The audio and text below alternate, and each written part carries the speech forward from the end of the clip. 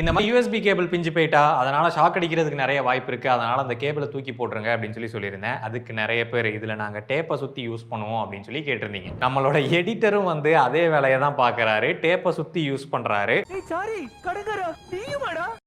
But இத வந்து நான் ரெக்கமெண்ட் பண்ண முடியாது. ஏன்னா இந்த இன்சுலேஷன் டேப் அப்படின்றது ஒரு பெர்மனன்ட்டான சொல்யூஷன் கிடையாது. ஈவன் ஹை வோல்டேஜ் வரக்கூடிய எலக்ட்ரிக்கல் டேப்பிங்க்கே வந்து அது ஒரு பெர்மனன்ட் சொல்யூஷன் கிடையாது. ஏன்னா அந்த டேப் வந்து பார்த்தீங்க அப்படின்னா நாளடைவுல அதோட பசைத்தன்மை போயிரும். ஸோ அது லூஸ் ஆகி ஆட்டோமேட்டிக்கா அது கொஞ்சம் கொஞ்சமா பீல் ஆஃப் ஆகி வரும். ஸோ அதனால டேப்பை சுத்தி யூஸ் பண்றது அப்படின்றது ரெக்கமெண்டட் கிடையாது. அண்ட் ஒரு சிலர் வந்து இந்த மாதிரியான கேபிள் ப்ரொடெக்டர்ஸ் வருது. இதை நாங்க யூஸ் பண்ணலாமா அப்படின்னு சொல்லி கேட்டிருந்தீங்க. நான் வந்து இதை வாங்கி பார்க்கலாம் அப்படின்னு சொல்லி 30 ரூபாய்க்கு வாங்கிட்டு வந்து நான் கேபிள்ல மாட்டி யூஸ் பண்ணி பார்த்தேன். ரியலி இந்த கேபிள் ப்ரொடெக்டர் வந்து நல்லாவே வேலை செய்யுது அப்படின்னு சொல்லலாம். இது ஒரு சிம்பிளான சிலிக்கான் ரப்பர் தான். இந்த கேபிளோட மேற்புறத்தோட இந்த கேபிளையும் சேர்த்து பிடிக்கிற மாதிரி கொடுத்திருக்காங்க. நமக்கு இந்த கேபிள் பீறதுக்கான முக்கியமான ரீசன் நம்ம இந்த மாதிரி மாட்டி இருக்கும் போது இதுல உருவாகக்கூடிய அழுத்தம் காரணமா அந்த இடத்துல மீள்தன்மையினால அது மேல இருக்கக்கூடிய அந்த சிலிக்கான் பிளாஸ்டிக் வந்து பிஞ்சு போகுது. அப்போ அந்த இடத்துல உருவாகக்கூடிய மீள்தன்மையை மட்டும் கம்மி பண்ணா போதும். அதை இந்த கேபிள் ப்ரொடெக்டர் வந்து பண்ணுது. ஸோ இது வந்து அது மேல ஒரு ஃப்ரிக்ஷனை வந்து உருவாக்குது.